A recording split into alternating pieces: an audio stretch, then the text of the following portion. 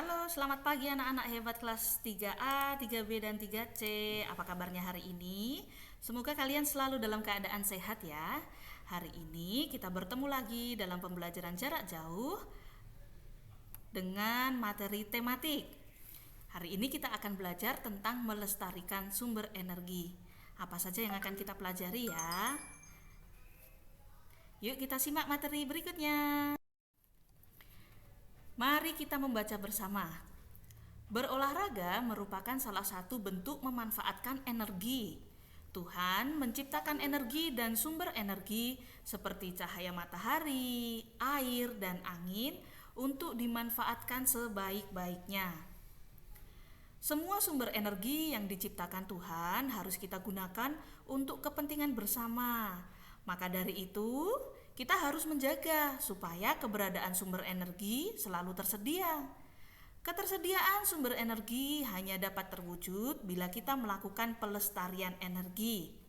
Nah, anak-anak hebat, apakah hari ini kalian sudah ikut menjaga ketersediaan sumber energi? Ayo, apakah pada jam segini kalian masih menyalakan lampu padahal cahaya matahari sudah bersinar terang?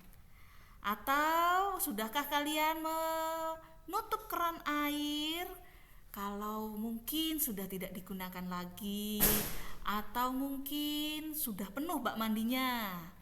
Nah, coba kita periksa lagi ya. Anak-anak hebat, ada beberapa cara untuk melestarikan energi, antara lain sebagai berikut ini ya.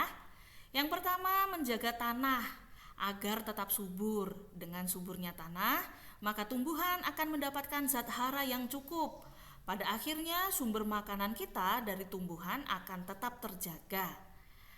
Yang kedua, tidak membuang sampah atau limbah ke sumber air, misalnya ke sungai ya. Nah, kenapa kok kita tidak boleh membuang sampah atau limbah ke sumber air? Karena air itu sangat berguna untuk kehidupan. Coba bayangkan anak-anak hebat, kalau misalnya kalian membuang limbah ke sungai. Di sungai itu hidup ikan ya. Ikannya ditangkap oleh orang, kemudian dijual kepada kamu, kepada mama kamu ya. Nah, coba bayangkan, ikannya makan limbah, kemudian ikannya dimakan gantian sama kamu. Nah, bagaimana coba perasaanmu? Pasti rasanya agak-agak gimana gitu ya kalau kita membayangkan, ternyata ikan yang aku makan tuh dari sungai itu, kan aku buang sampah ke situ jadi ikannya makan. Aduh, ikannya makan sampah. Kemudian ikannya dimakan sama aku. Nah, nanti jadi hasilnya juga kurang baik kalau kita mengkonsumsi ikan yang hidup di sungai yang tercemar secara terus-menerus ya. Kemudian yang ketiga, mengurangi polusi udara, misalnya dengan menggunakan kendaraan ramah lingkungan seperti sepeda. Kenapa sepeda itu ramah lingkungan? Iya, karena sepeda tidak menggunakan bahan bakar.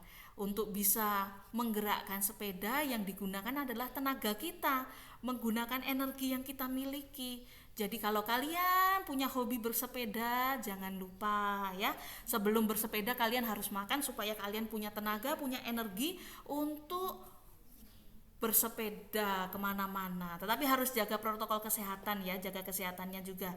Jangan sepedaan asal sepedaan ya. Yang keempat, berhemat dalam menggunakan energi, terutama bahan bakar minyak yang merupakan sumber daya alam yang tidak dapat diperbaharui.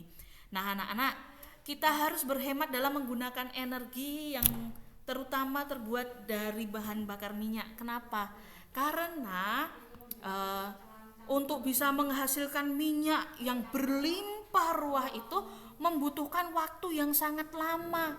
Harus yang kita ketahui sekarang ya, kalau orang mau ngambil minyak itu harus ke lautan ya, di laut lepas, kemudian harus buat kilang minyak, dia ngebor ke bawah jauh-jauh dalam-dalam untuk mendapatkan minyak. Kenapa kayak gitu? Karena minyak itu dihasilkan dari fosil-fosil hewan yang sudah mati selama beribu tahun, berjuta tahun kemudian menghasilkan minyak. Yang minyaknya itu nanti ada yang diolah menjadi, kalau kalian ke pom bensin itu ada yang jadi Pertamax, ada yang jadi Pertalite, ada juga yang jadi bensin kayak gitu, yang terakhir nanti bisa jadi aspal kayak gitu ya. Nah, itu prosesnya panjang sekali untuk menghasilkan minyak yang bagus sampai dengan yang paling apa sih sisanya tuh namanya, residunya tuh kayak kalau orang bilang tuh ampasnya ya.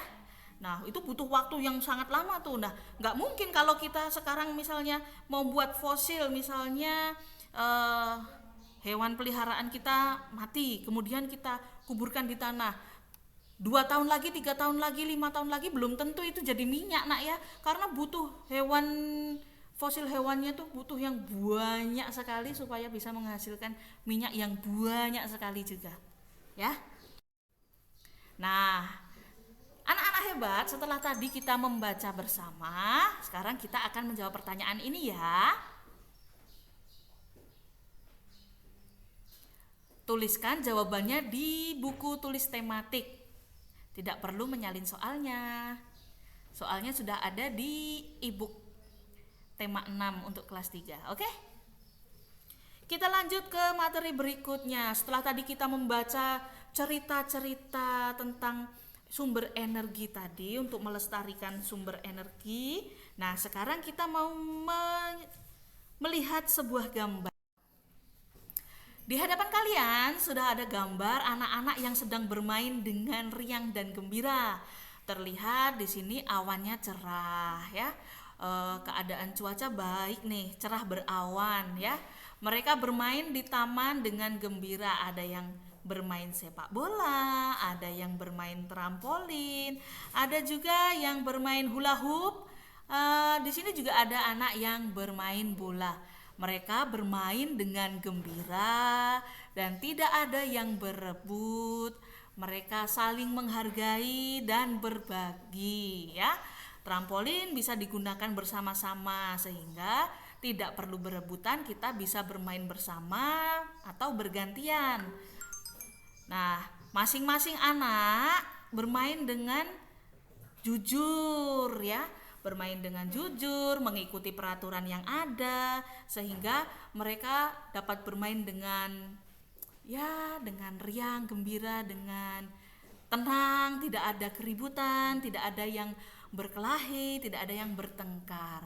Nah, anak-anak hebat, dari gambar yang ada di hadapan kalian ini, kita tahu ternyata setiap orang itu punya hak dan kewajiban saat bermain.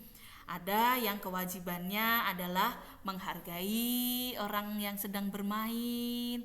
Ada juga mereka yang kewajibannya adalah mengikuti aturan permainan. Lalu apa saja haknya? Ya, karena ini di taman bermain, ada banyak permainan, mereka punya hak yang sama dalam menggunakan alat-alat permainan yang ada.